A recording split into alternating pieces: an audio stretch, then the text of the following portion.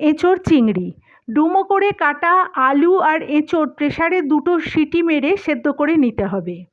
কড়াতে সর্ষের তেল দিয়ে মাঝারি সাইজের চিংড়ি নুন হলুদ মাখিয়ে ভেজে তুলে নিতে হবে। এরপর ওই তেলেতেই জিরে আর তেজপাতা ফোড়ন দিয়ে পেঁয়াজ কুচি দিয়ে ভাজতে হবে।